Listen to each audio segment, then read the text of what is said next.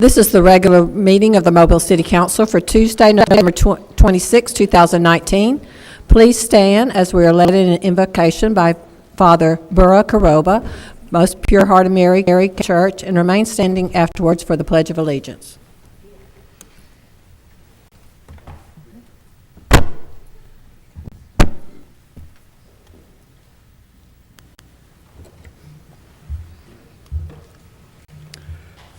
Lord God of heaven and earth, we give you thanks for the gift of your creation.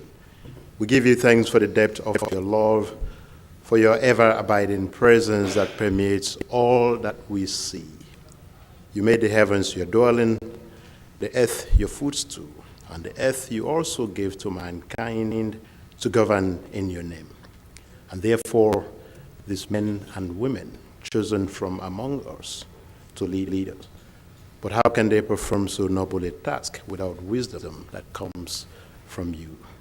And therefore, God, we pray that as the day dawns and as the doors of these chambers open, that you may open the gates of heaven, that wisdom may rain down from on high, that they may be led in the light of the truth, and in that same light may lead your people, that whatever proclamations, whatever decisions, whatever laws are made from these chambers may be for the progress of all people and to the greater glory of your name. That our city will continue to be a beacon of hope, a beacon of light, a beacon of justice, and yes, a safe place for all who call her home. That this city will continue to shine. Bless their work today and always. That they will continue to be for us, yes, noble men and women of virtue, role models for all of us who look up to them. Continue to bless the city of Mobile. For in your name, O Lord God, we pray. Amen. Amen. I pledge allegiance to the flag of the United States of America and to the republic for which it stands, one nation, under God, indivisible, with liberty and justice for all. Before we would all take our seats, I ask that we would observe a moment of silence in memory of two great persons. First, Mr. David Underhill. For many years, David came to these council chambers to lend his voice to the cause of environmental issues and environmental justice. He recently passed, and we certainly want to remember him. And certainly, we want to remember the life and the legacy and the work ethic of Lowndes County, the late Lowndes County Sheriff, Big John Williams, who was senselessly shot and killed a couple days ago. And all of the families that will be impacted by the tragic loss, to the Lowndes County community, and to all law enforcement who suit up each and every day to protect and serve the citizens of this great country. Let's remember his family. That's Mr. David Underhill and also late Sheriff Big John Williams of Lowndes County.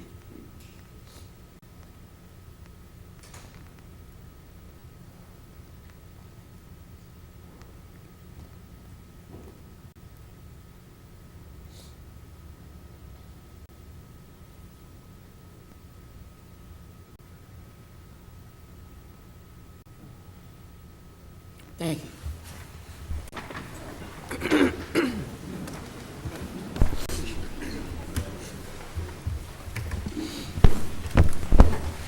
Roll call. President Manzi. Here. Vice President Small. Here. Councilmember Richardson. Here. Councilmember Williams. Here. Councilmember Daves. Here. Councilmember Rich. Here. And Councilmember Gregory. Here. Statement of rules. Good morning. Good morning. Good morning. It is so good to see each and every one of you. The rules of our council meeting are as follows. First, would ask that you would turn off or silence all of your electronic devices before or upon entering the council meeting. Any person desiring to address the council must first sign in indicating the resolution, ordinance, appeal, or public hearing agenda item before entering the meeting. When addressing the council, we ask that each speaker state for both our records, both your name and your address. Any person desiring to speak to the council on a non-agenda item must first contact the city clerk's office on the Thursday preceding the Tuesday in which you'd like to speak, no later than 2 p.m. All of your commentary must be subject to City of Mobile business. Any person who hadn't followed those rules and hadn't given that proper notice won't be allowed to address the council. Speakers are granted 5 minutes to address the council. A bell will sound to indicate the end of 4 minutes. 1 minute remains for summarizing. The second bell indicates that your time has expired. When addressing the council, there is to be no address or inquiry to any individual council member. All statements are to be made to myself, who serves as chair, and any council member who wishes to be recognized will have that opportunity. To maintain decorum, there will be no undue applause and/or public outcry allowed. Those are the rules for this particular meeting, and we're certainly appreciative of your interest in your municipal government. Approval of minutes of the meeting of November the 19th. So moved. Second. Been properly moved and second. Any discussion? If not, all in favor? Aye. Opposed? Minutes are approved. Great job. Communications from the mayor. It's good to see everybody here this morning. Appreciate your interest. I see a lot of students that are here, and it's always good to see you come and get an understanding of how city government works. This morning I have a couple of announcements. One is that great things continue to go on in the city of Mobile. Those that didn't participate in it, we had the lighting of the Christmas tree in Mardi Gras Park this past Friday. For those who were there, they saw what will unveil later, be re-erected later, a part of our Christmas market, is that we have built facades to go on the front of a lot of the tents that are used for the Christmas market to give it more of a look of permanence other than something that was just maybe to be thrown up.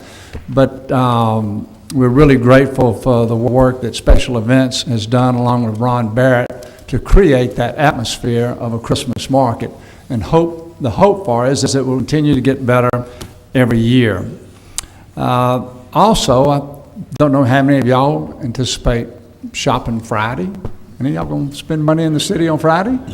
We would hope that you would spend it in the city instead of online.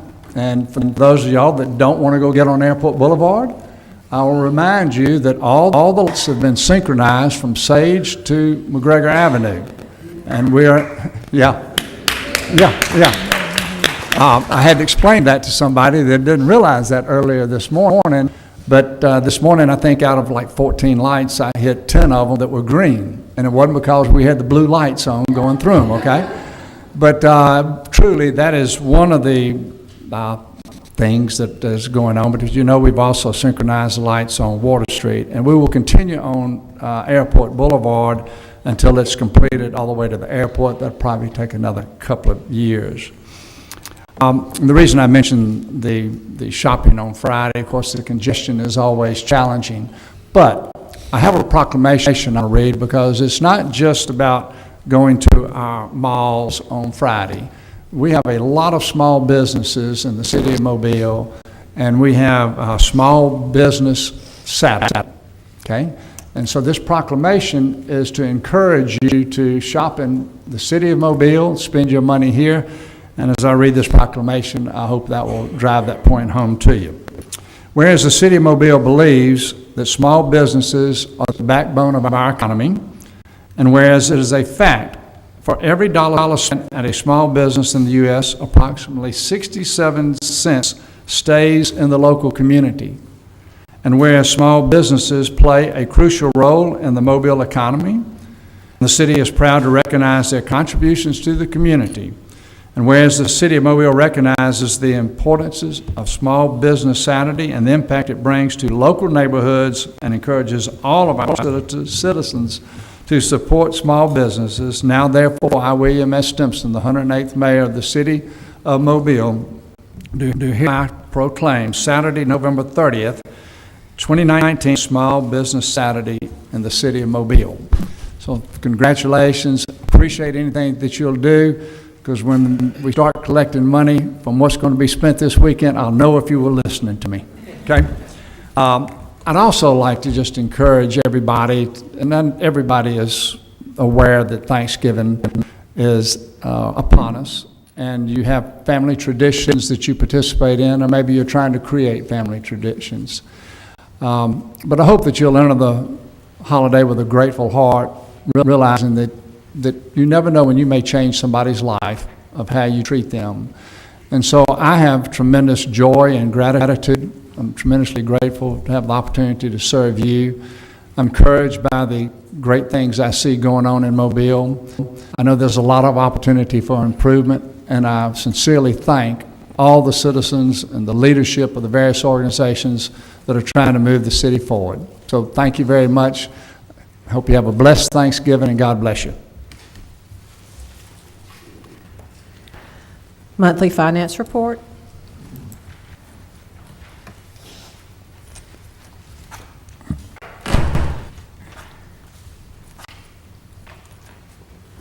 Good morning. Morning. Happy Thanksgiving. We are seeing some of our year-end numbers start to come in as our accounting department and auditors start reviewing those and making year-end adjustments.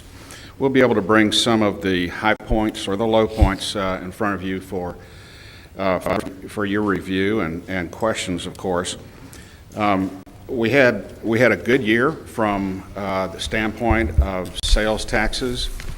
Citywide sales taxes for the year 2019 are up about 2.5% over 2018. Interestingly, sales taxes within our police jurisdiction were up 6%. So it kind of validates something that we all talked about during the annexation debate, which is that in the police jurisdiction is some of the highest rates of growth, some of the generations of new business. But citywide, we've also seen some of the forward indicators of accelerated growth. I think we've talked before about the fact that business license fees are paid in advance, in January, based on the previous year's performance. And then new businesses also pay in advance when they commence doing business within the city. Those business license fees are up about 5.6%, almost $2 million over the amount that we had budgeted for the year. So that indicates that business was a little bit more robust than the year just ended, but that we also anticipate that it's going to be more robust going forward. We overperformed in simplified seller's use tax. We had budgeted about $2 million, which was in excess of last year's collections, and it looks like we'll go either above or just below $4 million, so about a $2 million increase. That's good news and bad news. I think we've also talked about this before, that if we're collecting $4 million in SSUT tax, that is replacing what would have been about $9 million in general sales tax. So we're suffering a loss of some of the growth of the transactional activity that takes place in Mobile, but for which we're not given credit by the state in distributing those taxes back to us. As you, I think, remember, we have altered over the last couple of years, or several years, our attitude about interest on funds. The city generally has a good balance of capital funds that have been allocated but not yet spent. and those had traditionally been invested in very low rates of interest for decades. And we've started to take another look at. We're asking banks to compete against one another in allowing higher rates of interest. We've been investing some of our deep deposits into government agency funds, so very, very protected, safe funds, but that pay a little bit more interest. This year, for the year, we had budgeted about $287,000 in interest earnings, which is about what we had last year. But it looks like we have gained about $1.3 million, so an improvement of over $1 million in those funds. So on balance, a pretty good year. Expenditures overall, we're still down departmental wide or citywide in the departments, and our taxes increased, which is always a good thing. As we put a little bit more definition on the numbers, we'll be able to give you some figures as to the actual increases in revenue and savings on expenditures, but on balance, a very good year. I'd like to answer any questions that you have. I have a question. Yes. That's okay? Ms. Rich? Thank you. Investing the capital funds for that increase that is above what you budgeted, does that million then go towards other capital projects? Do you like isolate it as though it's kind of an independent fund source? Well, that's a good question. For right now, because this is kind of a new experience Right. for us, it is a general fund revenue item. But certainly if we broke that down, a portion of that, probably the largest portion of that, would be attributable to cap. Right. So- That's where you got the funding to tuck away, so I'm just wondering if it would stay in that line, so to speak. That's a good question. That's something to really think about for next year's budget as to whether that should, those earnings should stay within the fund That you took that it from. produced them. Well, Yes. you didn't take it, but. Yeah. Thank you. Appreciate that. Any other questions of Mr. West? I have a question. Mr. Daves? Just a point of clarification, Wes, when you said that the expenses were below, you're talking about below budget, not below last year. Is that correct? That is correct. That they would really be above what we spent last year, but below budget. Is that correct? That is correct, too. Thank you. Thank you. Thank you. Adoption of the agenda. So moved. Second? Agenda's been properly moved and second. Any discussion? Not all in favor? Aye. Opposed? Appeals, we have a request for a waiver of the noise ordinance on December 15th on Glen Acre Drive East. So moved. Second. Properly moved and second. Any discussion? If not, all in favor? Aye. Opposed? Public hearings, today is a public hearing to consider the vacation of McGowan Avenue. Is there anyone here that would like to speak to this particular public hearing?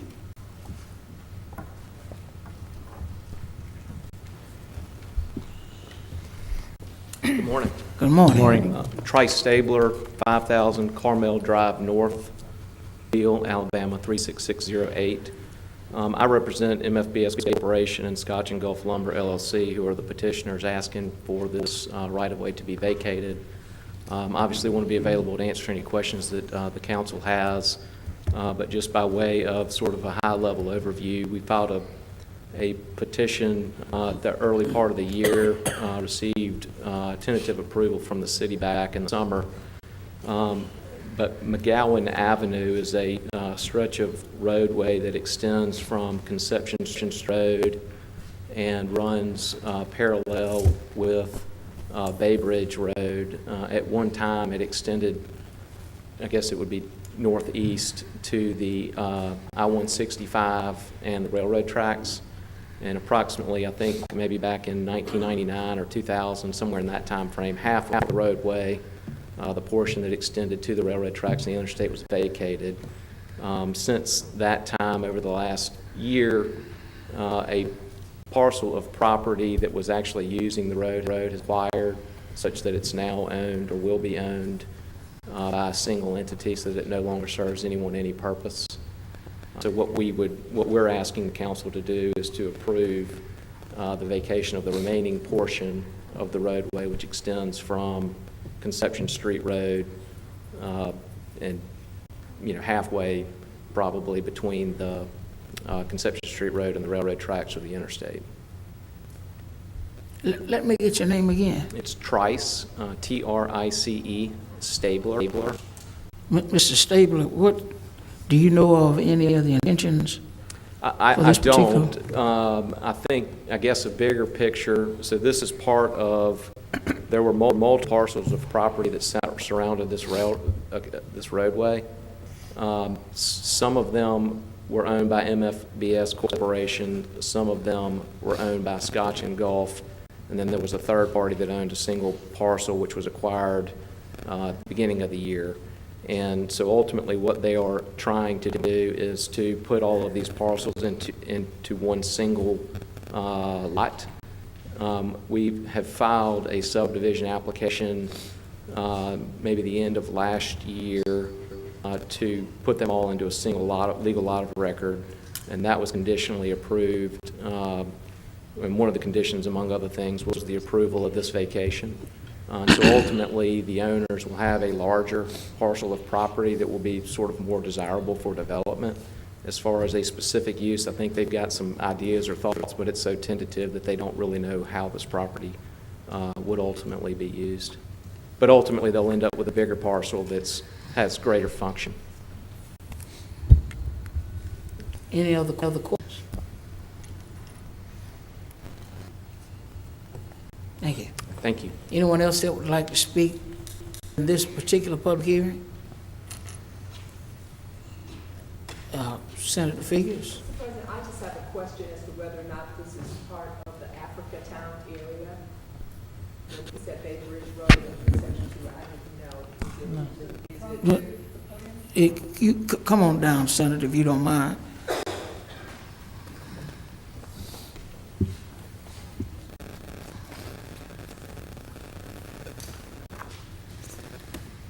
Good morning, Mr. President Good and morning, distinguished Senator members. Figures. When I heard him speak, I didn't intend to speak today, but when he said that in the area in which he was talking about... Senator Figures. I'm sorry, Vivian Dennis Figures, yes, ma'am. 2054 Clemente Court, Mobile, Alabama, 36617. Forgive Thank you. me. Yes, ma'am. I wanted to ask if that was part of the Africa Town area. As you know, there is work being done to develop that entire area. So I just want to make sure that we're not pushing to do something that may interfere with that in the future. I don't know. I don't know where this area is, and I thought maybe he may know. The attorney? I don't know the exact boundaries of the Africa Town district. It is at Conception Street Road and borders along essentially by the interstate and Bay Bridge Road. So it may be, but I don't know the exact. Is it near the Africa Town Bridge as well? It appears, I'm just looking at Google Earth, and Okay. it looks like, if I'm correct, Mr. Stabler, the portion of McGowan Avenue you're talking about runs from Conception Street Road in a northeasterly direction and stops at the railroad tracks that are just to the southwest of I-165. Is that right? So halfway between Conception Street Road and the railroad tracks has been vacated. And so you may be looking at the city map. I've got a printout of a tax map that shows the actual vacated portion or a subdivision plat survey that would show a portion of that vacated. But the answer is correct. You're looking at the right area. Yeah, it's all southwest we have a of map. 165. As I look at it, it's in close proximity, but I don't believe it's right there in our And you acknowledged represent that boundaries. area, Yes, Mr. ma'am. President. Okay. And there's a very vigilant group out there in Africa Town. Anytime something comes up, they would ring my phone all week long. I have not heard from them. So it's in close proximity. Okay. But I don't think it's right in those boundaries. That just sort of. But before they question for me. leave, and we're glad to have our state senator here, we do want to recognize them, ask him to step back in. Pardon me, 1 second. You, Mr. Brett, no, that's all. Yes, I ma'am. don't wish to do an objection. I just had the question. Thank you. Yeah, you could show her that. Ask I think the that Order was of Doves my- to step back in, please.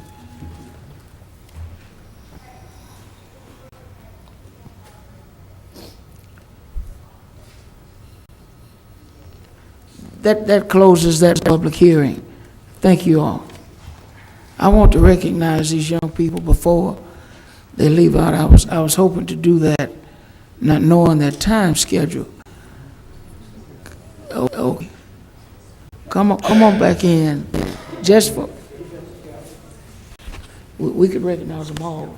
We could This is map two. recognize them all. This one, right here. I'm not gonna hold, let's just hold 1 second, Madam Assistant City It's like Clerk. its own little, I think it's part of it. It's got stuff there. And they did, I'm glad you all were able to come back in. I just wanted to briefly, these are the members of this year's Order of Doves. They come to our council meeting every year. We're proud of all of your, not only your community activities, but your activities in your churches, in your schools, and want you to certainly grow up and be all that you can be. Order of Doves is one of the oldest mystic societies in our region. Councilman Lorenzo Martin from Pritchard normally attends with them. And so, Ms. Martin, if you would raise your hand, if you don't mind.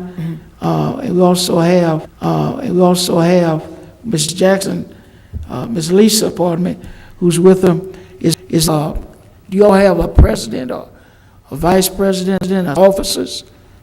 A king and queen, pardon me. Is there a king and queen? So where are this king and queen? Well, we just wanted to salute you and thank you for coming to today's meeting. Let's give them a big round.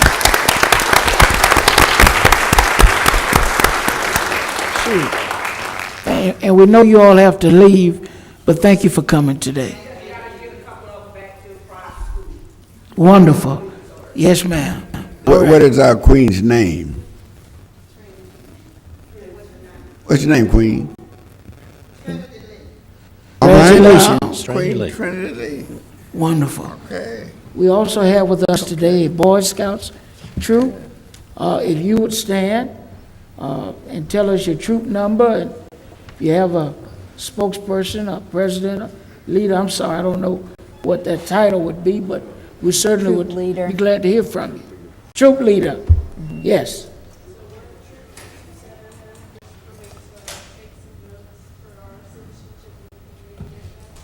Wonderful. where do they meet?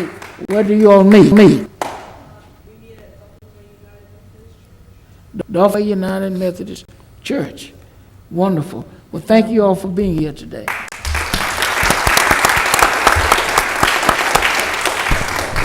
And we also have with us some members of the Mobile City County Youth Council, along with their new sponsor, and along with Ms. Vandelin Pierre, who's of the leadership, a part of the leadership at the Drug Education Council. If you all would stand and introduce yourself and who appointed you.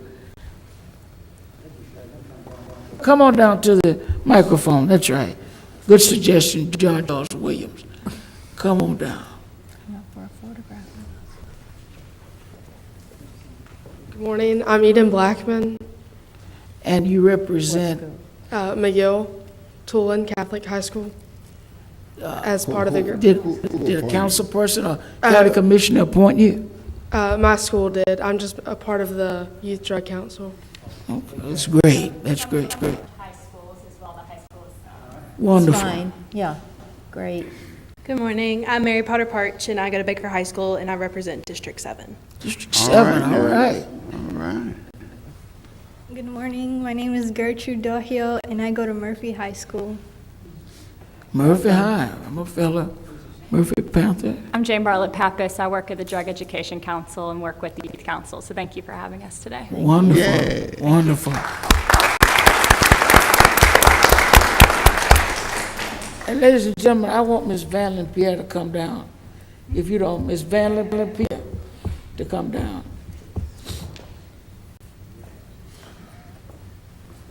I want all my supporters to know who this lady is, and all my detractors to know who she is. Because I got my start on the Mobile City County Youth Council because of Ms. Vanlin Pierre. Countless number of hours she poured into us 20 years ago so that we might have interest in serving in positions of this nature.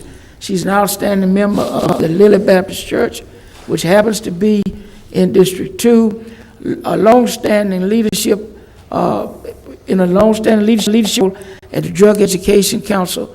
And I want the entire world to know as we celebrate Thanksgiving that I am thankful for Ms. Vanlin Pierre. All right now. God bless you.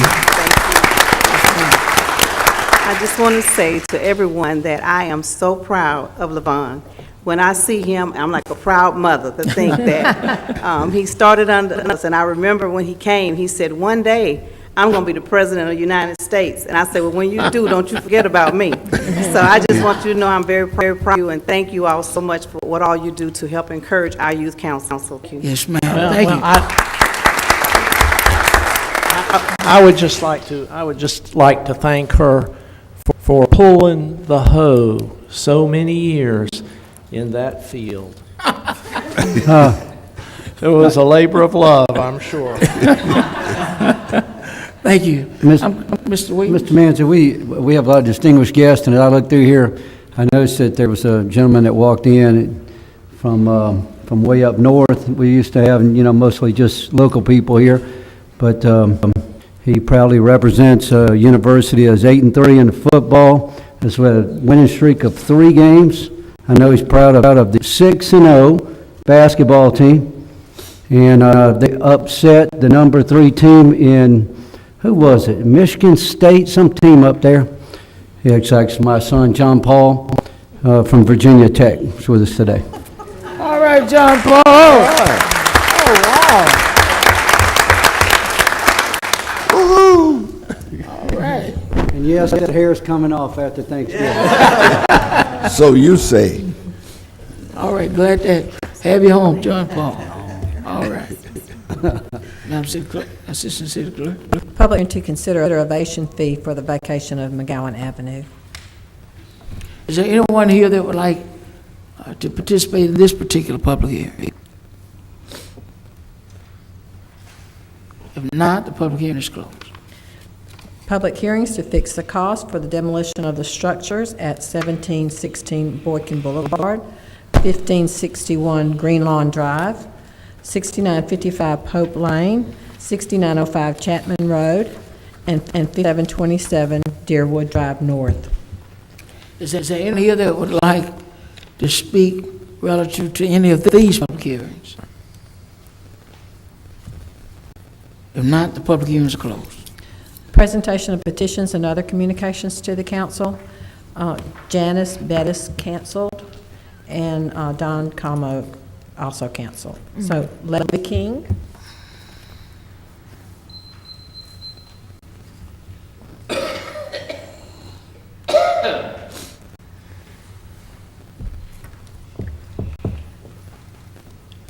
Good morning, Council. Good morning. Levy King, 6650 Cottage Hill Road, Mobile, Alabama, 36695.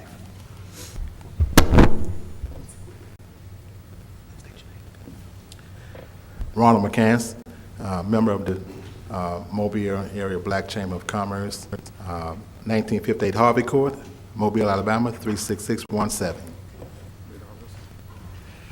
Darrell Pendleton, 5700 Greenlight Road, Mobile, Alabama, 36609.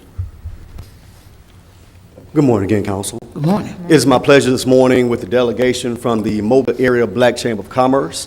We requested this opportunity this morning to come and just introduce this other resource to the community, of course, to our council persons, and as we continue to dredge forward in the community. The Mobile Area Black Chamber of Commerce, I serve as the chairman of the board. We're here today with our president, Mr. Daryl Pendleton, and also one of our board members, Mr. Ronald McCants, and we're just here to share. We have been in existence for a year now. We hit our year's anniversary, which was a really big deal here in Mobile, but we want the community to know that we are a resource to black business owners. We're here to do three things in the community. We are here to encourage, to empower, and to educate and spur black-owned businesses. Anyone can join our chamber, but our focus continues to be and will be the growth of black business in Mobile. We've seen for years there are a lot of different organizations that have done great things to encourage and spur black-owned businesses in Mobile, and we just want to be another resource to be able to continue to do that. One of the things about the Mobile Area Black Chamber of Commerce is we have full autonomy on our chamber. The resources that we bring are specifically designed for these businesses that we have in Mobile. We've done the research. We see the things that our small businesses need as far as black-owned business, and we've compiled a list of board members that reach a full gambit, that could touch and have expertise in different areas and different levels. We've done really great opportunities and jobs with bringing in different speakers to our membership meetings. Your own Councilman C.J. Small did a fantastic job when he came and spoke. Representative Drummond has already come as well, and also Ms. Arshanique Kidd with the City of Mobile has come. Each and every speaker has come and brought a different level of expertise and resource to our membership. So basically today is my responsibility as the board chair to introduce and just share who we are, where we are. We are located right here, 601 Bella Boulevard, right here in Mobile. We have a great office space, and again, our goal is to educate, empower, and encourage black-owned business ownership here in Mobile. Are there any questions, Council President? Mr. Chair? Thank you so much for coming and for introducing the other two gentlemen. Thank you. How many members do you all have right now? Right, 65 members. 65? Yes, and we are exponentially growing. I'll bet. And dues, you collect dues and that sort of thing as well? We do. We have membership. We have, of course, membership for nonprofits, sole proprietorships, and then we have different levels for the number of employees that each business actually employs.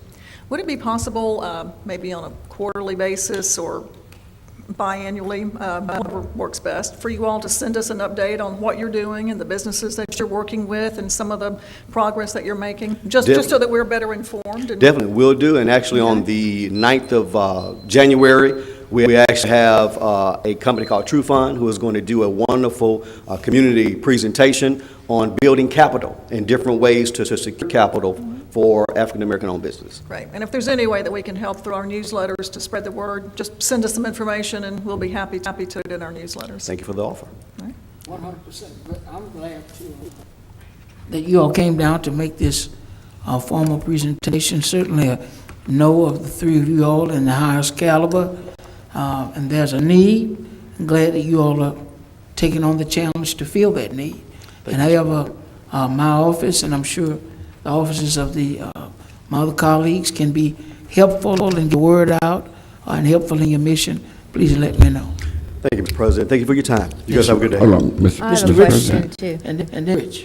Yes, do you all put out a PDF, anything that we could put in our newsletters? Yes, we do. We'll actually reach out to the communication chair, Councilman Richardson, and we'll have that information over to you. Okay, we would love to put that. Great, we'll get it over to you. Right. Thank you, sir. So, I don't know whether the city can join or not, but I would write the mayor if I was you to see. We would love for you guys. Well, I write the mayor and ask him whether or not they want to become a member of the chamber. Yes, we would love that. Okay. We would love that. I have a question. Do you have like a monthly standing meeting that people come to? Yes, we do. Yes, we do. We meet every, help me out here, fourth Tuesday of every month. Thank you, Mr. President. And we have actually just changed. We usually meet in the evenings. Starting January 2020, we'll be meeting from 11:30 to 1 to make it more applicable for business owners to come in our meetings. But yes, ma'am, we do have them every And do single you month. meet at the Bel Air location? Yes, we do. Or another? Yes, we do. That's We have a your site? location that we utilize for our meetings. So yes, we do. And actually, and again, that's where our office is located as well. Thank you. Also, Oh, yes, and thank you, Mr. McCants. We also have our running board meetings every Friday prior to our Of your, membership like, meetings. staff? That's correct. I mean, not So- staff, but your board members? That is correct. That are making decisions, Yes, policy decisions? that's correct. And of course, you guys can visit our website. I believe it's Mobile Area BlackChamberCommerce.com. Thank you for your time. Thank you. One correction, the website is mabcc.org.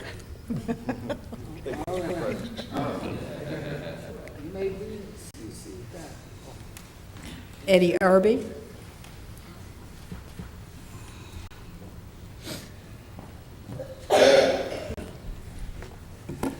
Morning, Eddie Irby, excuse me, 1116 Richard Road, 36618. I'll be very brief because we've been called away to a military funeral, but I put a sheet there in front of you about a dinner on 18 December, 6 p.m. at Steel Creek Lodge. This is a program where we have put the combat veterans of World War II, Korea, and Vietnam together in one setting to have a dinner. What I would like to do is ask you to follow suit with the Mobile County Commission. If you can't come, at least sponsor a table.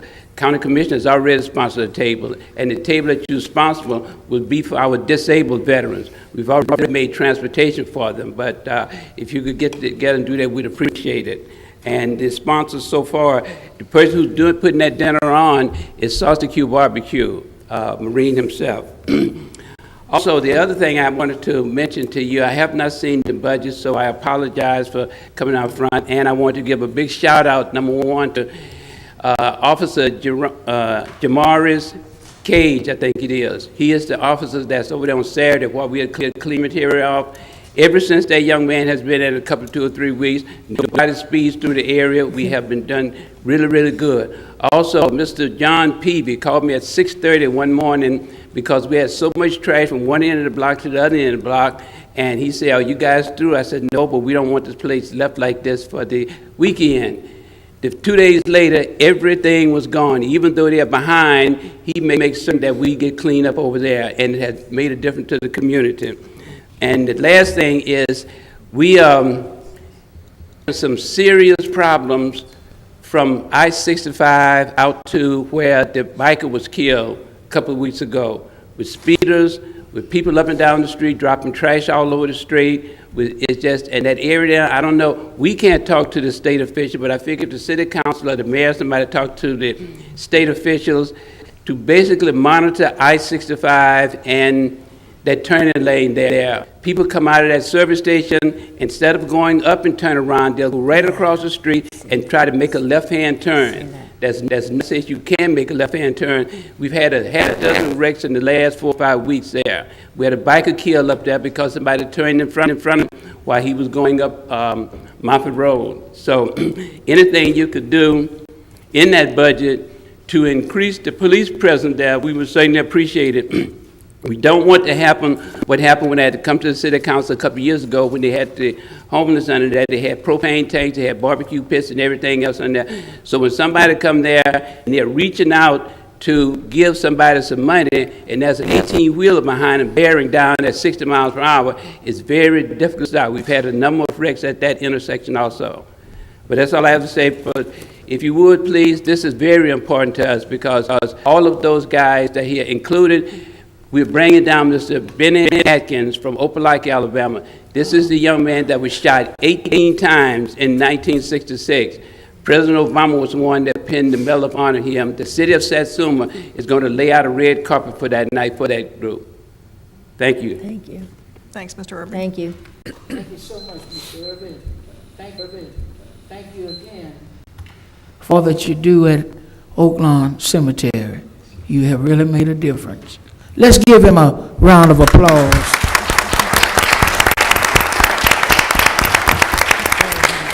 He is a true champion for Oaklawn Cemetery, and I'm appreciative of that. Danny Cordy.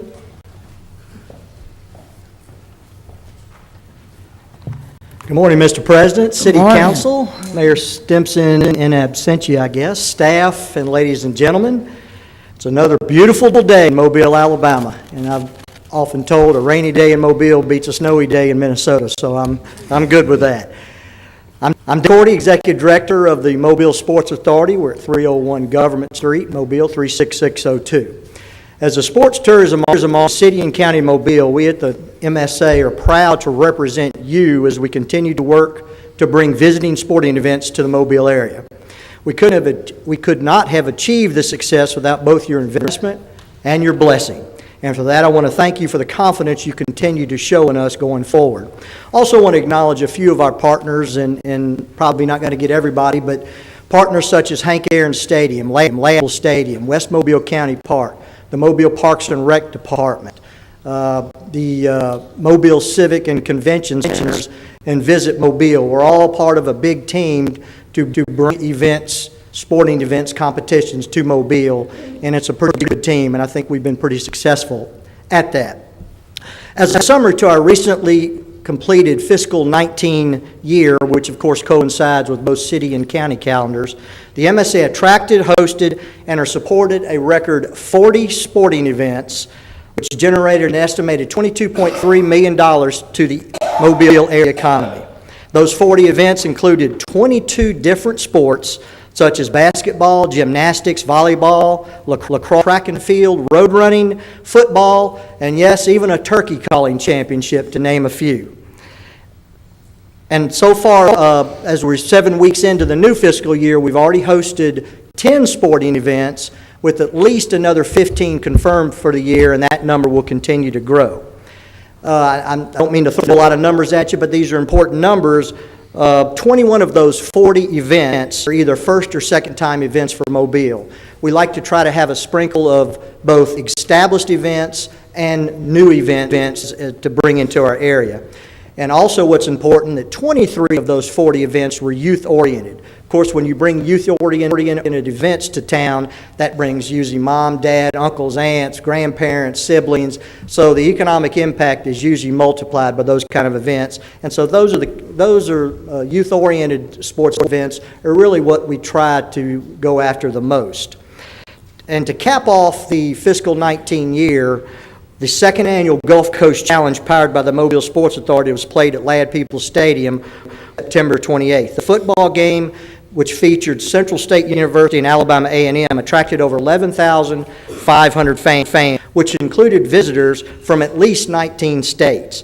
Fans and guests enjoyed an event-filled game week that included a college and career fair for our local high school students, a concert in Cathedral Square, a team luncheon, a traditional Mardi Gras style parade on game day, and of course game day of tailgating. The week-long festivities generated an estimated $3.1 million of economic impact for the Mobile area. Once again, the Gulf Coast Challenge was the most economically significant annual event hosted by the MSA or our predecessor organization, the Mobile Area Sports Commission. Could you say that again, Danny? I missed looking down when that last line that you said about the week-long festivities generated an estimated $3.1 million of economic impact for the Mobile area.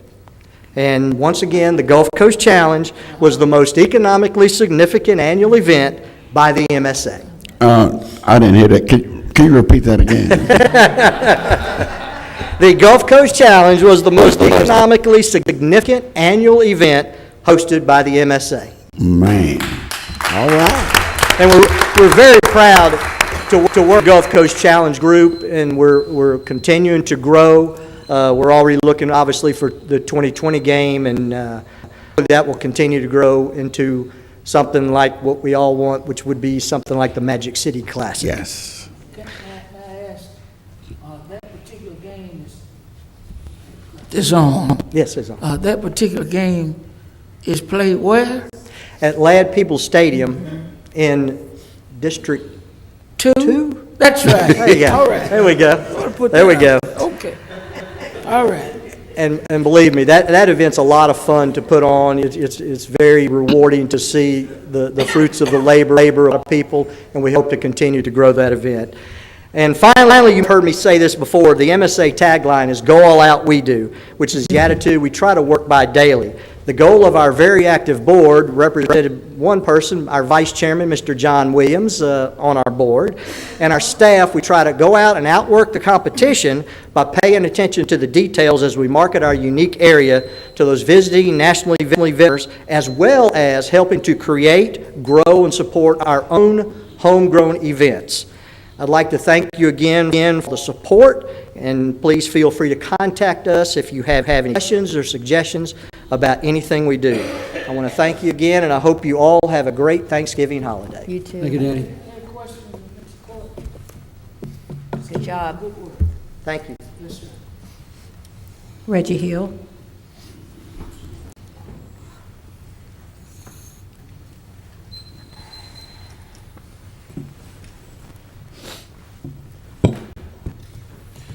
Mr. President, members of the council, in the absence of our mayor, to the administration, citizen stakeholders of Mobile, good morning.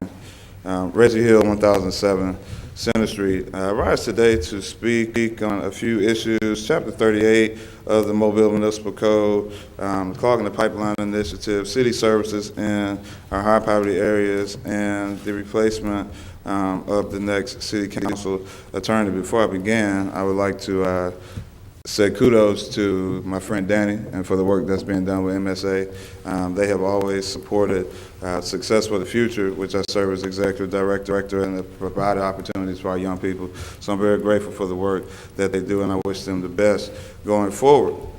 Mr. President, many times I stand here with several different hats, and today I'm standing as the founder and executive director of Success for the Future. We aim to ensure that young people, particularly those at risk, steer clear pathways that lead towards delinquency, social dependency, and incarceration. And we do this through implementation of worthwhile behavior intervention and character development programs.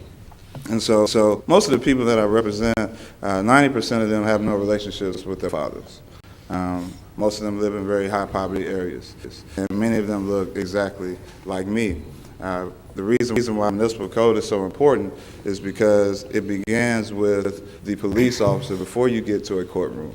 I was very excited to hear that the commission will be meeting today, the committee for the municipal court system. I'm glad that it will be following through, and I look forward to hearing what information will be provided as to how we can make sure that we're following through. We know that the code specifically requires that there be a monthly evaluation submitted to the council.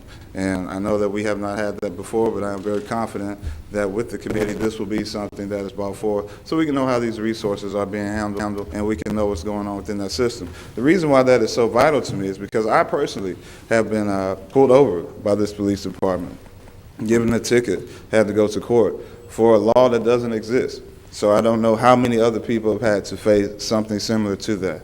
I know that the leading cause of death for people who look like me is not diabetes or cancer or long life. It's gun violence. And so to understand that, that's something why it is so important that we're focusing on this now, being proactive rather than being reactive and seeing these things consistently occur within our city. Now, the average that Alabama spends, and with the center being here, we might be able to have some correction, is about $15,000 per inmate for every person that's in jail in the state of Alabama. Now, I'm not sure the number specifically for Mobile, but I am sure that we are at least 30% over capacity already in the prison system right here. And the Alabama Department of Corrections is under deep scrutiny from the U.S. Department of Justice because of these horrendous prison conditions. Understand that our governor, instead of even investing $1 million in being proactive to prevent these type of occurrences, would rather spend $900 million in increasing facilities. And so when we look at this piece right here in the city of Mobile, how much money are we wasting within the system not knowing what's actually going on? And I'm hoping that these things will be addressed. That leads me to the Clogging the Pipeline Initiative. I'm very excited that the budget has been passed within the City Council. I wish that there could have been more allotment in the discretionary funding for the council members. I spoke adamantly about that for weeks. Hopefully in the future that will be something that's added. As we see, the administration doesn't always have the resources to support programs that I believe are necessary within the city. We could find the districts could support those programs individually and be a direct impact from right there in their own communities. And being the budget is passed, I would ask for at least a 10 to 5% match of what county has already provided for what we're doing directly in schools and in communities that are needing these specific services. Because the time is winding down, I'll also mention with the city services, I was excited to hear an announcement this morning about a committee for neighborhood revitalization. I'm hoping that you're going to be working extensively with Mr. Jamie Roberts, Ms. Beverly Reed, Mr. David Doggenbach for information that they've already put together and they're working on tremendously each week. That is one department that I'm very proud of the work that they're doing. I look forward to work with them in the future. And finally, I just want to close out and acknowledging our city council attorney for the great work that she has done thus far since being in this position. And as we move forward, we understand that those are going to be some tremendous shoes to fill. Those are going to be some tremendous shoes to fill. And I hope that in the future as well, we will be more mindful of the abilities of those people in those positions so that we can use all of our capabilities to move the city forward. I understand that there were some things that hindered us, and I believe that relationships will be improved. I believe time healed all wounds. I definitely believe that. But however, we have to be vigilant because this has been an adamant person who has fought tirelessly for the people in this community, and I'm very appreciative of her services. Thank you for your time, Mr. President. Thank you, Mr. Jeffrey Ray Jones.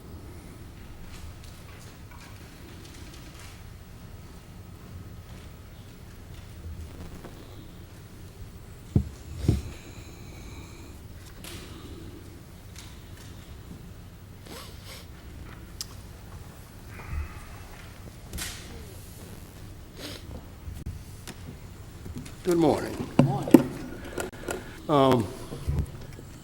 Council, Mr. President, I'm here to talk to you about proposed development. Name and address. Which address? Your home address. Jeffrey Jones, 1463 St. Stephen's Road. Okay? And by the way, Councilman Rich, my daughter was writing a paper the other day, and she said she feels safe when she looked and saw you.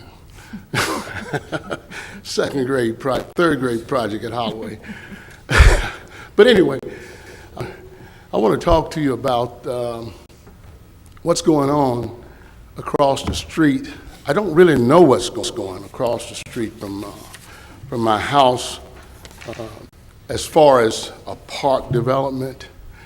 I've reached out to my council person and no answers to the call. My baby brother keeps telling me about a park, about cutting trees down, some things that are going to occur, and I don't know what's happening.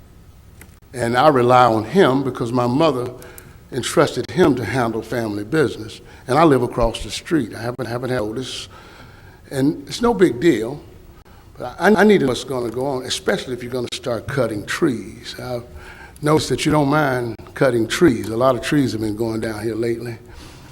And I'm really concerned because the safety aspect of what you're trying to do there. Now, I remember watching the lady cry on her back step when the city tore the house down. There's only one board councilman that here now, when they did a press conference, I think with Mayor Dow, that there was going to be a Donald Street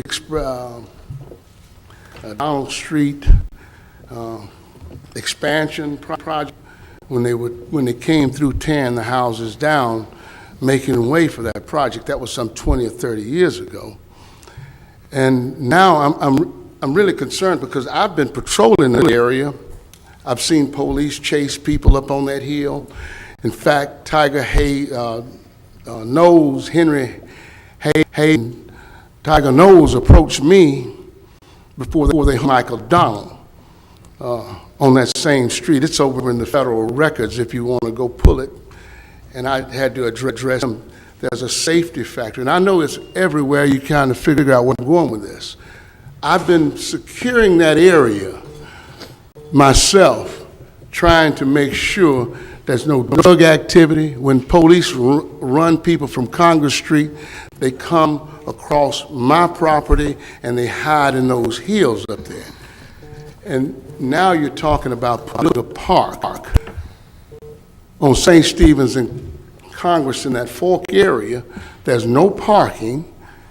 You have Lions Park, you have Sullivan's Park, and I was a part of the Retiree Tree Club that approached this council about putting a park, and we bought the property when you moved the Seaman from downtown, and they set up on Congress Street to establish a park. And today it's privately ran by the citizens that were part of the Retiree Tree Club. One block over, we financed it ourselves. And I'm trying to understand what you're trying to do. 'Cause I don't know, and I keep hearing my brother tell me about it, and I've listened to him as he's told me this and that, and it's unclear to me. And I've asked a series of questions from this council. What do you plan to do there? And I would like to know that. Where I don't know where my rights are and what I seek to do to discuss with you your plans. If you don't mind, please allow me to come to your planning board or your engineering department. I need to know what you plan to do, because I am directly impacted by your actions out across the street, and I know you're not going to be able to put a park there and somebody live safely and walk on that park. Thank you for your time. Yes, sir. Mr. Jones? Yes, sir.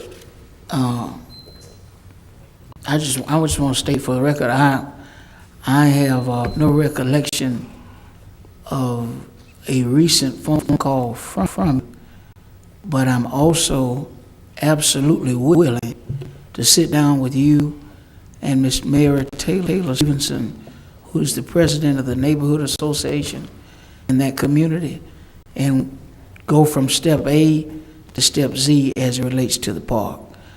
Do you have a pen and paper on it? Yes, sir. My number is 509. I think I have your number. Well, I just want to make certain. Okay, hold on. 509-4239. And if, 509. yes, sir, 4239.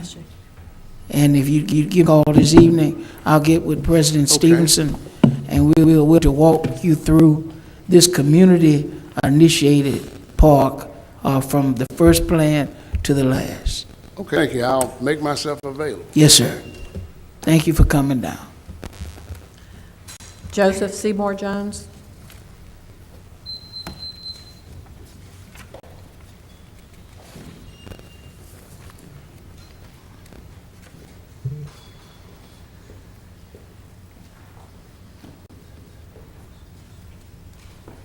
Joseph Seymour Jones, Council, absence of the mayor.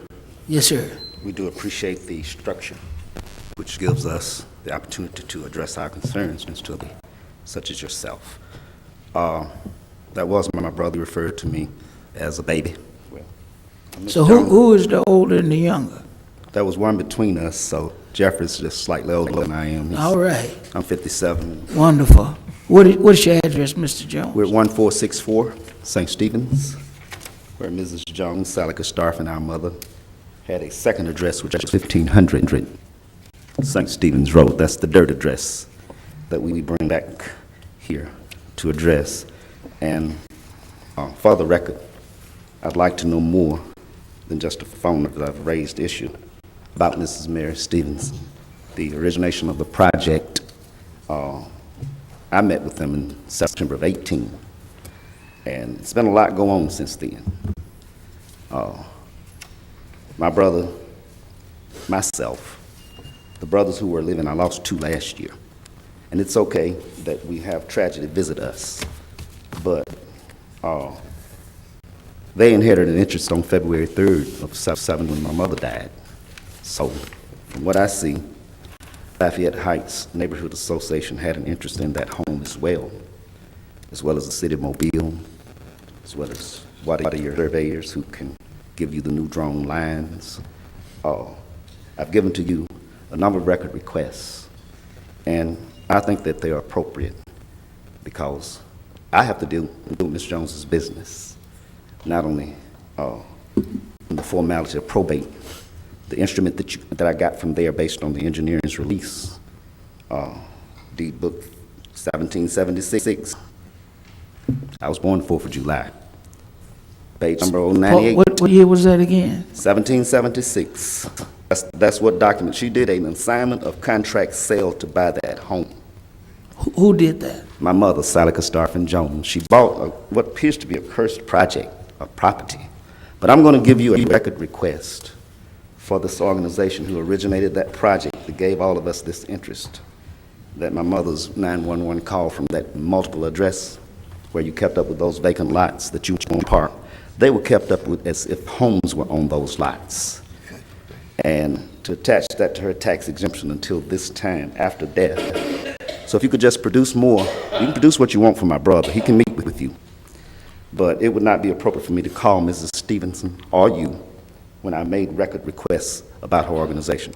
So I'm going to go up after this meeting. I've already got her deed in, and the other two that the Revenue Commission recognized. This contract deed is a more serious item because it was breached. And I want to know when all the houses were tore down and these programs came into play. I need answers for my family because sometimes they can be a bulldog. Who, your family? You know how family is. I know, yes, sir. And so I'm going to protect this lady's interest, and we won't be no embarrassment to the public. Yes, sir. Because we can relate to each other. So if you can just get one of those public record requests fulfilled, and this one more importantly, because he want to meet with you. I want the records. I'm going to go up and file them. What does that say, please? I'm sorry. That's it's stamped. Thank you, ma'am. I'm going to deliver the one upstairs that they stamped. And all I can say, sir, is that there's some form of notice should have come to the home about the park. And these murders in these parks, Lions Park is no different. And if I get up at 2 o'clock in the morning, I didn't want my mother at Mobile Infirmary, they was talking about doping because they wanted her to be up in the daytime. We communicated in our house day and night. We walk around there when we're ready to go to the store at Walmart. But I got stopped. I won't even call the officer's name because I felt sorry for him when he was involved in a head-on collision. But he arrested me in my yard. And it took somebody else to come on the scene and do a lot of just invasion of what you call privacy. And I'm scared about you and this idea of parks and cameras. Be right in the back door. So if you want to address a public format for this park, a public hearing, let it originate and be designed by a community organization. I don't know Mrs. Stevenson, but she might have watched Miss Jones drive that 88 Volvo for all of 88 years. She drove a Volvo till she was 88. So with that 911 call and these conflicts, my family and I are just concerned because the contract for the driver is an issue with us. I couldn't answer to them how she got to the infirmary, but it's okay. Who got to the infirmary? My mother, I don't know how she got to that infirmary. All I was asked was, where do you want to take her? I said, take her to the University of Alabama. She's having a stroke. Now sit back so I can see my mirror. So Ms. Jones take her to the infirmary. I have to answer to them. Yes, sir. And thank you for your time. Thank you. 1776. Thank you so much. Mr. Jones. John Hilliard. No, I was just saying thank you. Hope you and your family have a happy and interesting Thanksgiving. God bless you. Good morning, Council. Good morning. My name's John Hilliard. I live at 3054 Belmont Street, Mobile, Alabama. I am 3.2 miles from Hank Aaron Stadium. In the past, when there's been issue problems at 2 a.m., I'm the person that gets the call. Before that, I lived at 804 Baltimore Street, where my grandfather built both houses there. I lived there for 8 years. I appreciate y'all's input on the serious concerns that we have for the future of Hank Aaron Stadium. In 2000, I started working there, and I worked my way all the way up to assistant general manager. I've put in 100-hour weeks there. I've learned everything there is about the stadium. I have the files on the stadium. I was part of the team that brought the museum to the stadium. I've been in Hank Aaron's office during the move that day. I respect him, I love him, and he only wants what's best for his home and his stadium, and I know that. And I know y'all will do the same. Thank y'all for tabling the vote today to have a committee meeting on it. I will tell you anything about my plans for the stadium at that time. I started a company 2 years ago for the sole purpose of running and managing Hank Aaron Stadium for the rest of my life. I'm a little nervous. I'm the speaker. I haven't spoke before courts or assemblies before, so you have to bear with me. My mom passed away about 7 years ago. She was, I think, the purpose of my life. At that time, when she passed, I asked God, what's my new purpose? I believe my new purpose is to manage Hank Aaron Stadium. I've done everything I've been asked. I followed the rules. As in baseball, I follow the rules. I just ask you to pray about this because it is very important. Whatever y'all decide, God's will be done. I know He will take care of me if He has other plans for me. There's no way for me to tell you in 5 minutes my plans for it. And I will tell you, 3 months ago, Mr. Tannenbaum, who's Hank's lawyer and his business manager, called me personally. I did not seek out him. He called me and said, we're concerned. We said, what's going on? I told him my plans. He said, you have our full backing. I immediately secured the museum. I got all the artifacts that the museum, that the Hall of Fame did not take. They are in the possession of the museum. I have all the files. I have all the videos. I've asked a good friend of mine, a co-worker, to join my advisory board. He is very close with Hank. Hank asked him, looked him in the eye and said, take care of my home. And he is now he is my key advisor on the house. I had left him off my first advisory list, but he is now on it, and he is with us. So take your time, like I said, pray about it. Nobody has the passion, the love, the time that I would give to that stadium. I do. I'm not married. I have no family. It will be my life for the next 5, 10, 20 years, however many years God gives me. Nobody has the experience that I do. Again, nobody knows the stadium like I do. Nobody can get to the stadium as fast as I can. That's it. Thank you.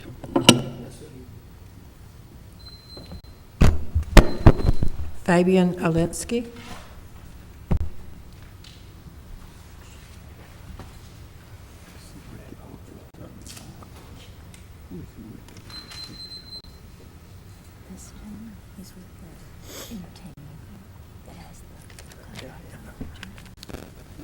I'm Fabian Olinsky, 104 Fenwick Road.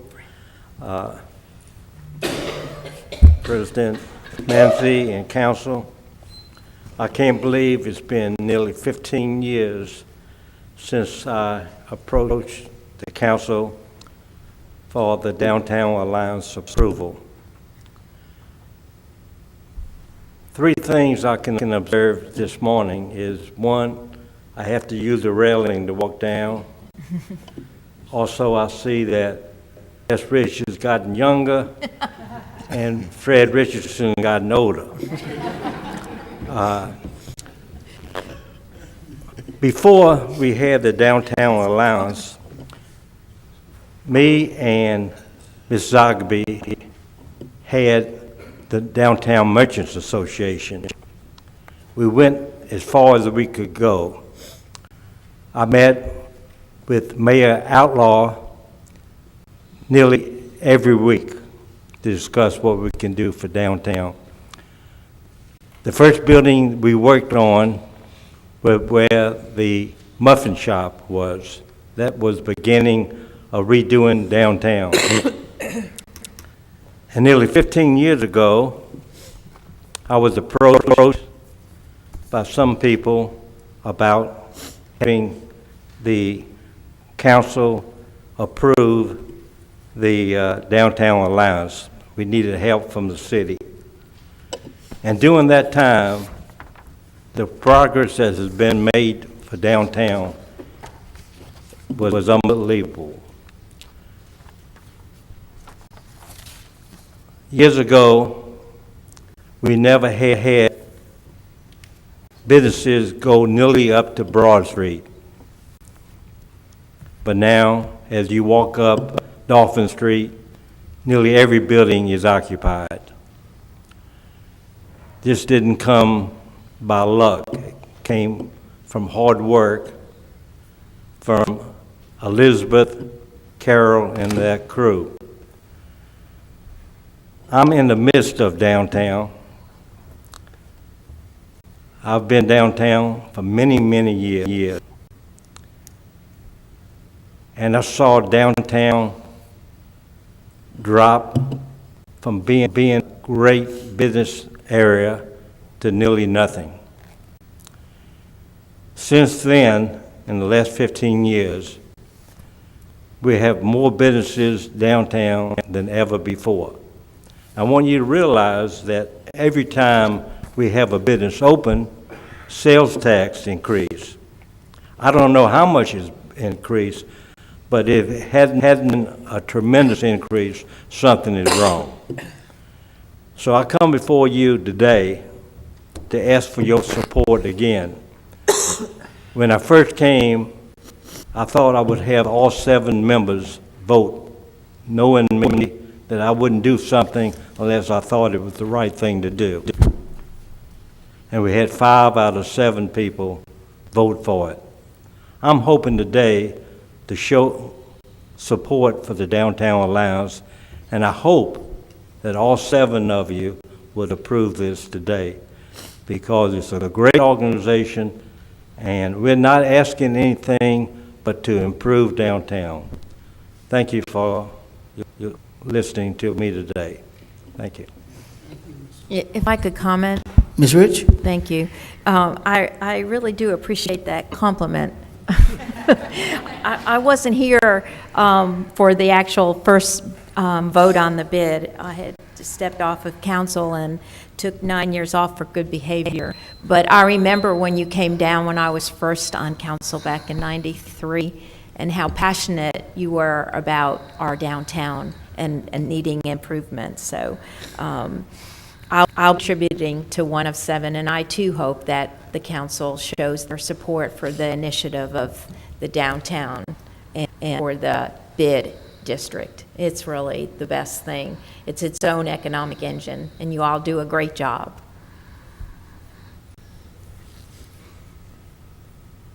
Thank you. Thank you for coming down today and for your long-standing investment in downtown Mobile. It's certainly appreciated. Ari Rosenbaum? Okay. Thank you. Ordinance is held over. 64041, rezone property located at 5569 Plantation Road from R1 to B3. So moved. Second. Been properly moved and seconded. Any discussion? If not, all in favor? Aye. Opposed? Resolutions held over. I'll take all of them together if there's no objection. That'll be fine. 40999, declare the structure at 1160 Persimmon Street a public nuisance and order it demolished. 351037, we're going to do that one separately. We got to take that Okay. one separately. 211054, authorized contract Hernandez Demolition and Remediation for Mobile Civic Center Limited asbestos abatement. 601055, approve a settlement agreement with MEGS, and 601056, a settlement agreement with Wiggins. So moved. Second. Properly moved and seconded. Any discussion? If not, all in favor? Aye. Opposed? 351037, authorizing assignment, assumption, and amendment of a lease with Ball Corp. Move to lay over 1 week. Second. Properly moved and second. Any discussion? If not, all in favor? Aye. Opposed? Item is laid over 1 week. Ordinance is being introduced for the first time, 28-042. Motions to, these ordinances will be laid over for 1 week. Okay. Consent resolutions being introduced. If there's no objection, I'll take these all together. Yes, ma'am. 08-1057, approved bid for fuel for Wave Transit. 31-1058, authorized grant application to the Office for Victim Crime for the 2020 National Crime Victims' Rights Week Community Awareness Project. 37-1059, recommend approval to the ABC Board for issuance of a retail beer, table wine off-premises license for Chevron Food Mart on Moffett Road. You wanted to lay the next one over, I didn't you? did, I'm sorry. Okay. 37-1061, recommend approval to the ABC Board for issuance of a retail beer, table wine, off-premises only license for DIP Food Mart on Dolphin Island Parkway. 37-1062 is a retail beer, table wine, off-premises only license for O'Shell Food Mart, O'Shell Road. 40-1063 is fix the cost for demolition of the structure at 1716 Boykin Boulevard. 40-1064, fix the cost at 1561 Green Lawn Drive. 40-1065, fix the cost for 6955 Pope Lane. 40-1066, fix the cost for demolition at 6905 Chapman Road.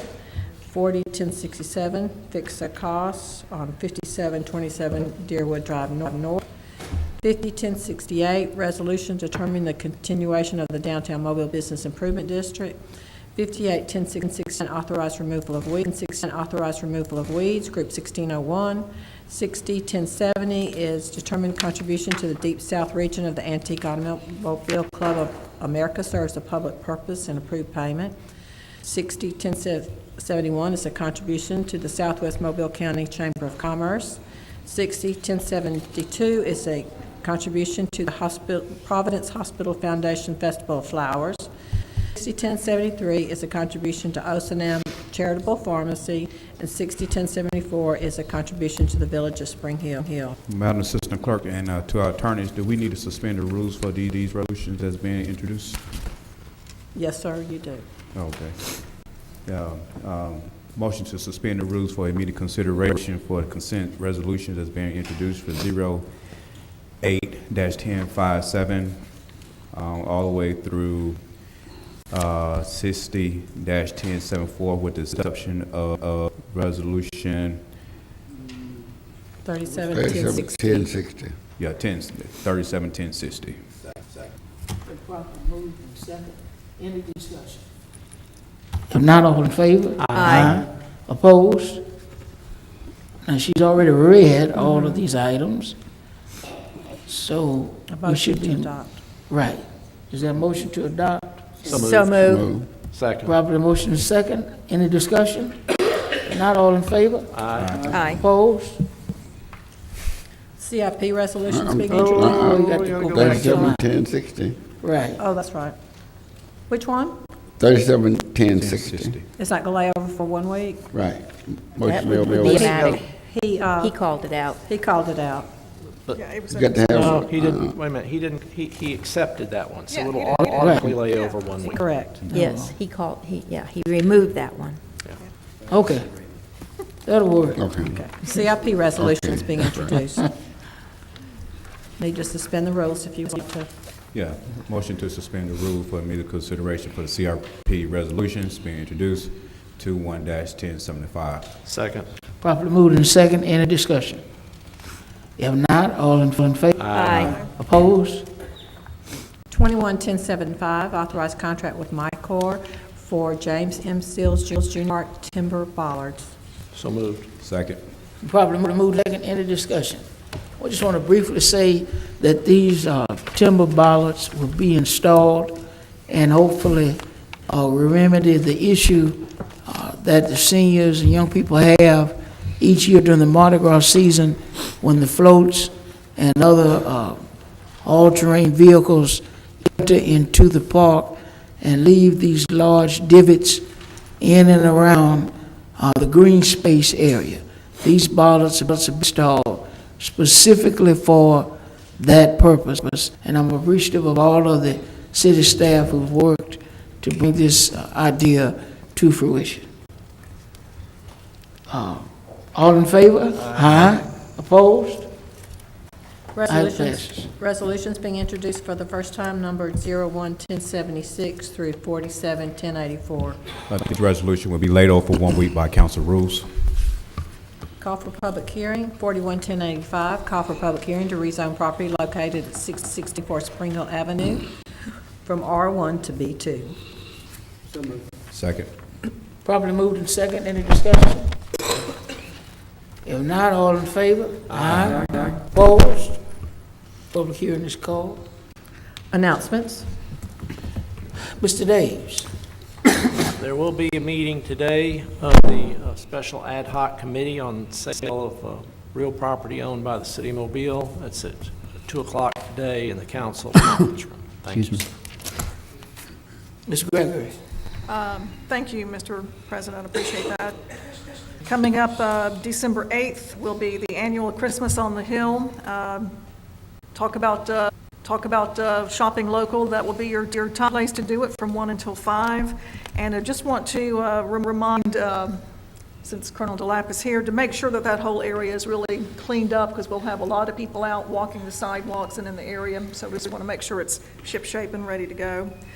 December 9th is my annual Christmas meeting. We'll be at the Mobile Museum of Art, 6 o'clock. This year, we'll be bringing gifts for the children and teenagers, all ages, who live at St. Mary's Home, so a little bit different than the past years. Gifts for people who live at St. Mary's Home.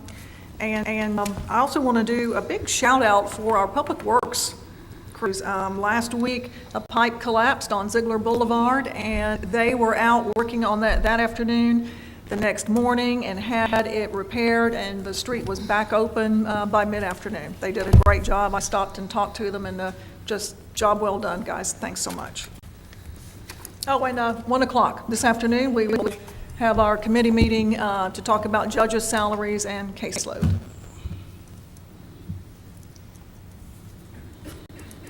Ms. Richardson.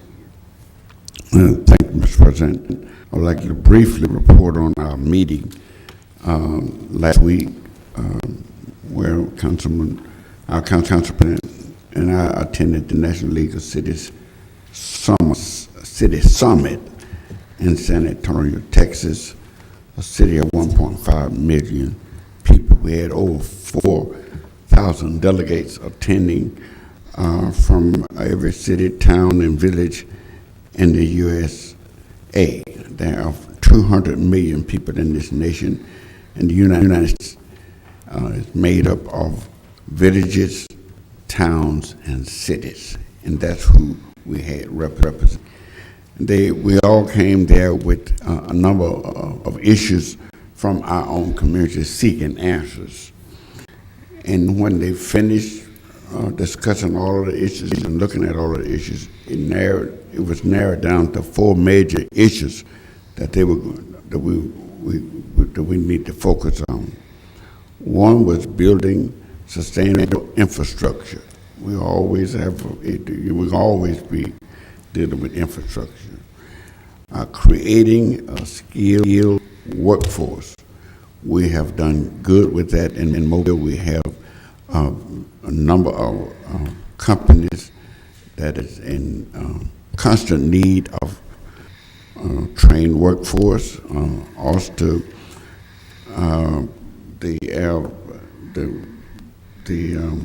what's our airplane? The A320, Airbus, the A320 and the A220, and they have been able to so far meet their quota because we have a ready workforce, but it's something that we're going to always need help with.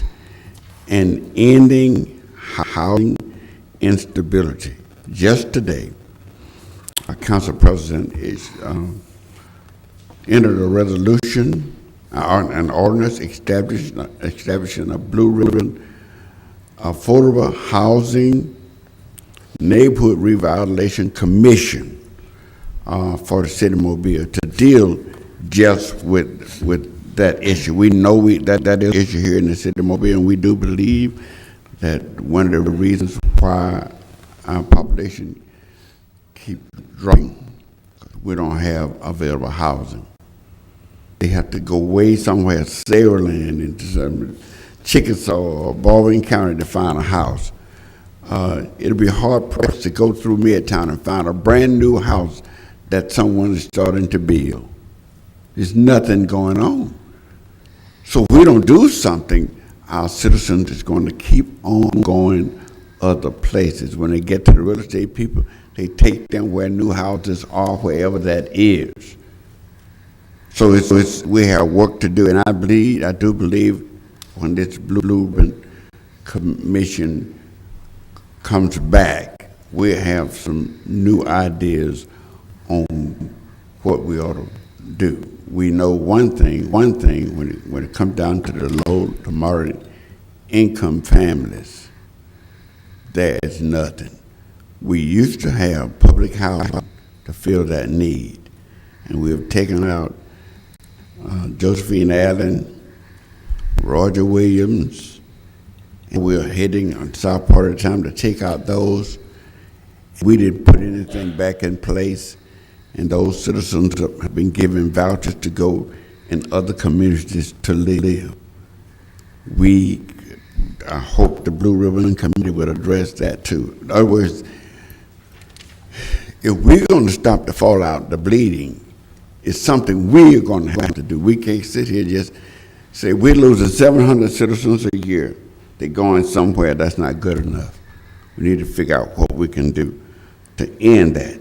And the last one was to reduce gun violence.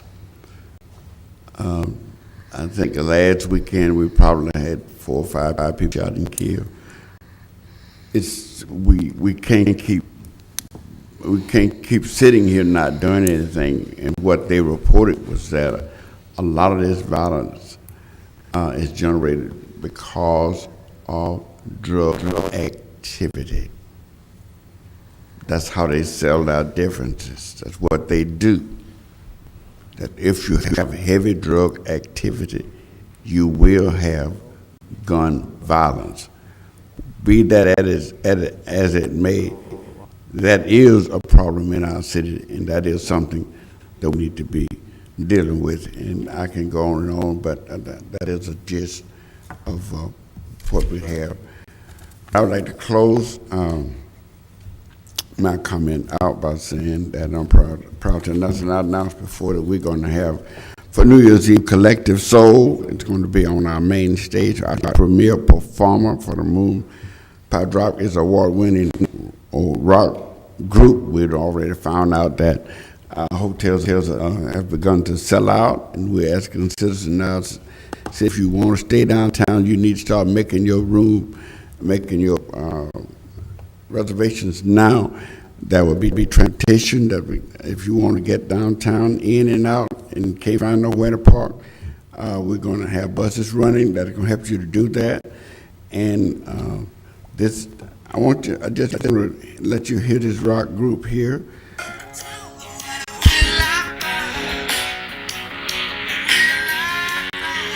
Let your light shine.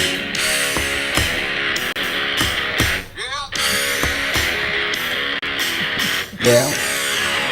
But anyway, all I'm saying is that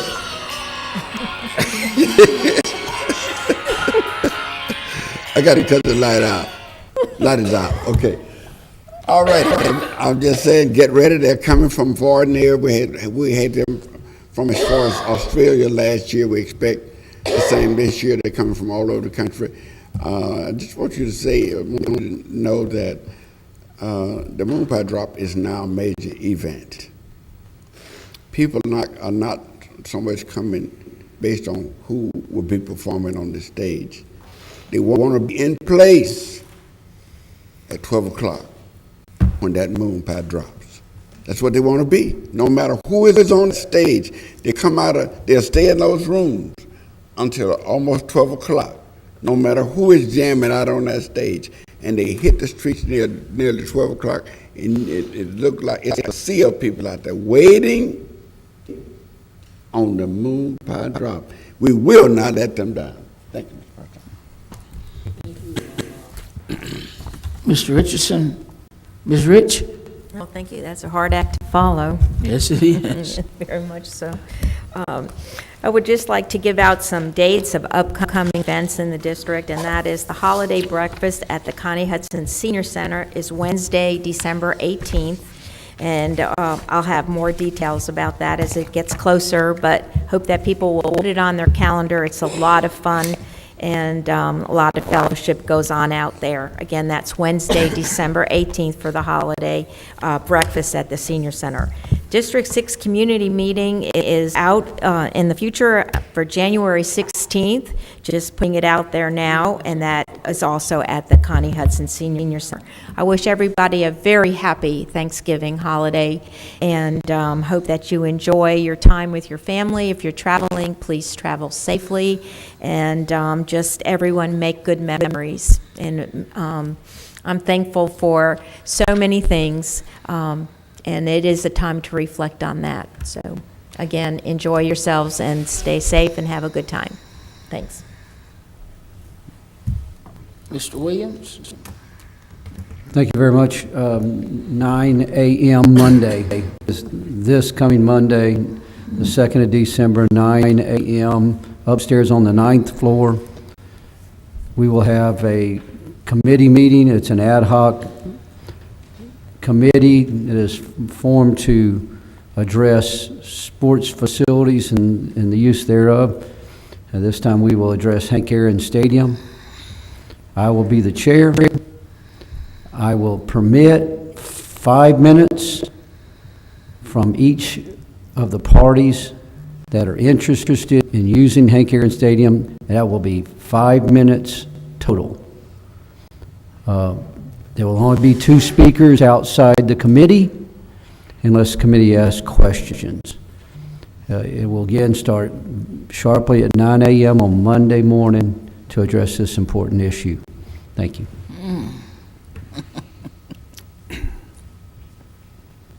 Vice President Small. Thank you, President Manzi. I would like to piggyback behind Councilwoman Rich and Councilman Richardson, wishing everyone a happy Thanksgiving. But with Councilman Richardson, you got to remember that Jesus is the light of the world, and he is the reason for the season. And with that being said, I'd like to wish everyone, again, a happy Thanksgiving. Many things that we have to be very thankful for. And I remember a couple years ago, I sat here this same time and was thankful about the Ann Street project. When I first took council, the news media had asked me, what's one of the first things that you want to tackle and look at? And I said, Ann Street. And so later on that evening, I had got a phone call and said, don't get on TV and promise things that you cannot keep. And, I still want to tell that individual person, just ride up and down Ann Street, especially District 3 side, and see how smooth the streets are. But this year, I'm very thankful for the plans that we got come forth from last Thursday evening. We had our second meeting talking about the revitalizing of Baltimore Street, that in the spring of the year, we're looking to kick off to revitalize that street. That street has not been touched in over 50 years. And many residents complain daily, even way before I took council, about the bumps and humps on Baltimore Street. It's like a natural-made speed bump going down Baltimore Street. But in the spring of the year, we're looking to kick off, and I'm looking to have a groundbreaking ceremony. I'm going to take my shovel and go out there and try to make the first additional hole out there for the construction itself. But many citizens that had showed up at First Baptist on last Thursday was so thankful to see something that's coming to play that they really didn't think that was coming, and that is the revitalizing of Baltimore Street. Not just trying to take away from other parts of the district, but Baltimore Street is my heart, and not only to look into revitalizing that street, but also looking to revitalize that whole community in the Oakdale area. And again, we have so much to be thankful for, you know, from our mayor to the administration to even my fellow council members, I'm thankful for. And especially to you, the citizens of District 3 in the city of Mobile. Just thankful just for being honored to serve you as a city councilman of this great city. And again, in order to be successful, in order to receive many things, you know, God allows us to handle small stuff, and he sees how we take care of small stuff. And when he sees we taking care of small stuff really well, then he blesses us with more and more and more. And the small stuff that we're taking care of now, God sees it. And I have nothing but for more blessings to be bestowed upon District 3 and also the city of Mobile. Speaking of the holiday season, we will have our holiday Christmas celebration, District 3, on Tuesday, December 10th at Pillins Middle School at 6 o'clock p.m., inviting all the community action groups to come out on Tuesday. We will have plenty of food, fun, and fellowship, and we will be entertained by local schools on that Tuesday evening. Again, that will take place on Tuesday, December 10th at Pillins Middle School at 6 o'clock p.m., and especially in all the community action groups and even first responders to come out and enjoy us with this joyous occasion. Also on Saturday, December 14th, will be our annual Parades of Threes, hosted by State Representative Barbara Drummond, State Representative Adeline Clark, and myself. This parade will kick off at 2 o'clock p.m. at the B.C. Rain High School, and it will end at Pillins Middle School after coming down DIP. Great parade, great attendance. Been getting phone calls throughout the year about this parade. You know, many people calling and asking how can we participate in the parade, and let you know that the parade is full to the max. And even though we're just now making an announcement, we've been working on this throughout the year. And again, this would take place on December 14th at 2 o'clock p.m. starting at B.C. Rain High School. And coming on down DIP, we'll end at Pillins Middle School and looking to have another great parade for another great year, celebrating the holiday season. And again, wishing everyone a very happy and safe Thanksgiving. Thank you, President Manzi.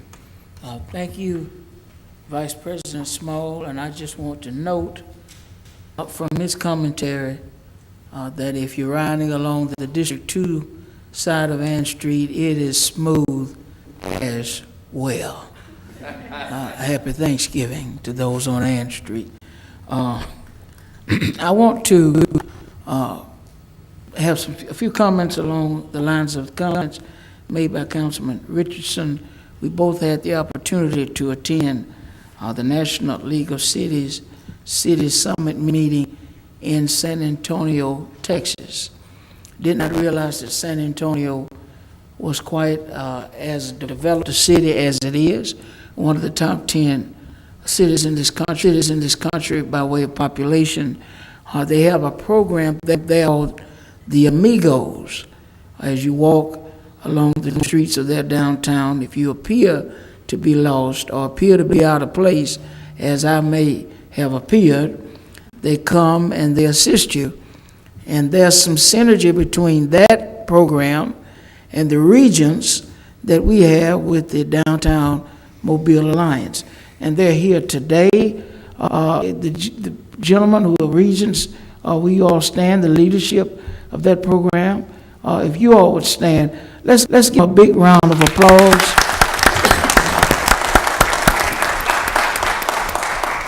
I was telling Ms. Stevens and some others associated with the board on yesterday that they call them amigos in San Antonio. We've got to find that kind of term for you all, because certainly that's what you represent for Mobile, and we do appreciate all that you all do, all that the Alliance does to bring continued vibrance and vitality to our downtown.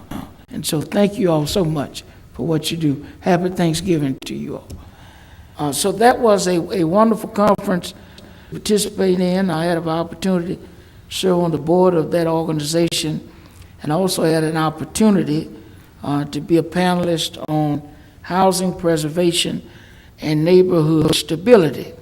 And that really was some of the impetus to the ordinance that I introduced on today, that I hope we'll have a hopefully a community-wide dialogue on as it relates to the availability of affordable housing and the stability of our neighborhoods.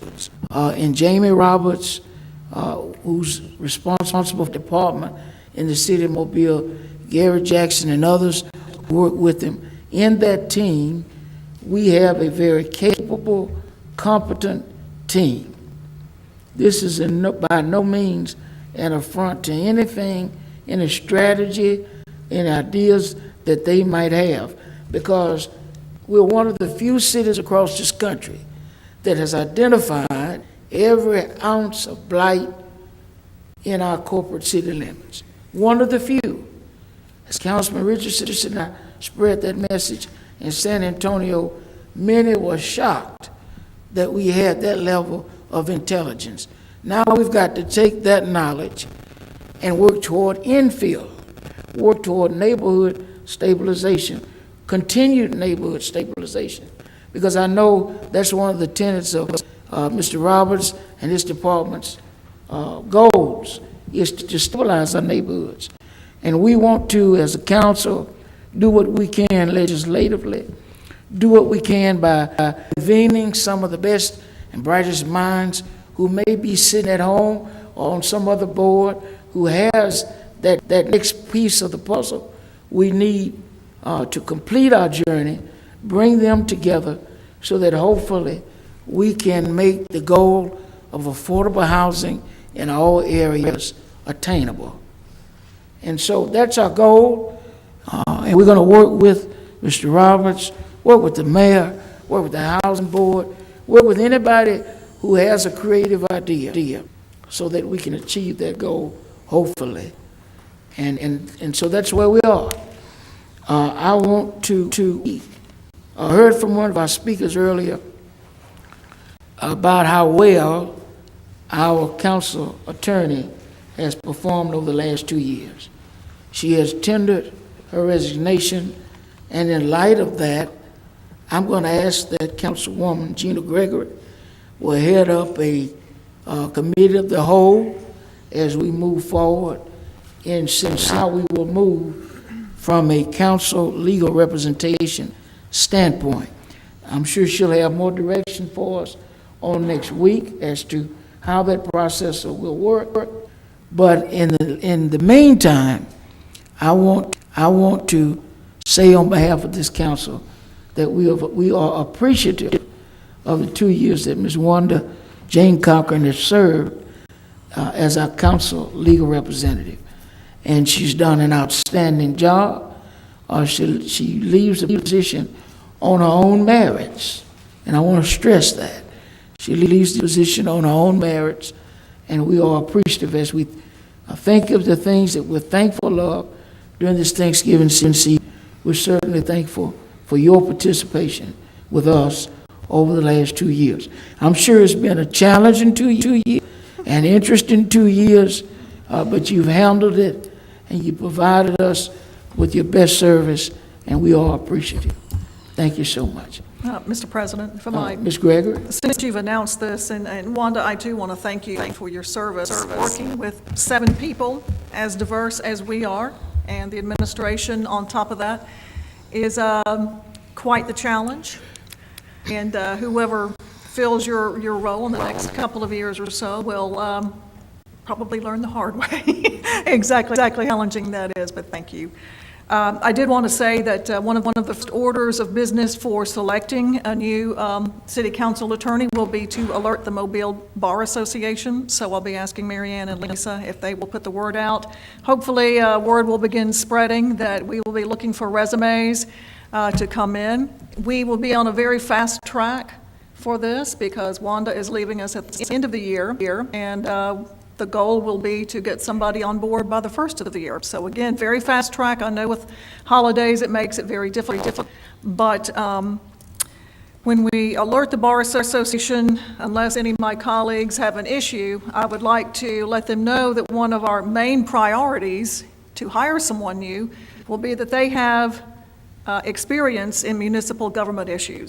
So that may limit the group that sends resumes in to us. So anyway, we will be reaching out to the Mobile Bar Association, trying to get resumes in and then scheduling interviews as soon as possible. And I'll keep everybody informed, because this is something that the entire council will need to be involved with.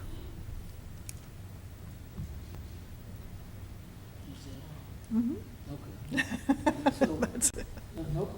No problem. I just wanted to close, well, not necessarily close, because I want to announce this. My district Christmas Leadership Social is at the Ville Center on December the 12th at 6 p.m. If you are a leader in the community, if you're a leader in your heart in the district, you are welcome. And there's been some issue relative to whether or not we were excluding anybody. Anybody of any faith, any belief, whether you celebrate or not, you want to come and just have a great time amongst your fellow citizens in District 2, you are welcome. It doesn't matter whose faith you subscribe to, because I know whose faith I would subscribe to. And so you're welcome. Anybody's welcome. We're not excluding anybody. The food that will be there will be edible by anybody's hands and mouths. And so there was a little hubbub amongst all that went on last week about us being exclusive. And I want to nip that in the bud. Anyone who can get there is welcome to be there. December the 12th at 6 p.m. at the VA Center. I want to state what I'm thankful for. I'm thankful for every last citizen that lives within the corporate city limits of the city of Mobile, principally the citizens of District 2. And over the last week, there's been some question as to whether or not I listen to one demographic over another. And I want to answer that question in the affirmative. Yes, I listen to one demographic over another. Every heart that beats within limits of District 2. You could be blue, green, yellow, orange. You could be a Martian.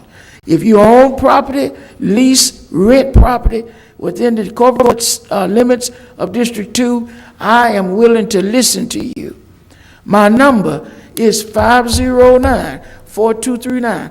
Probably one of the only council people across this country that would put their cell number on their business card.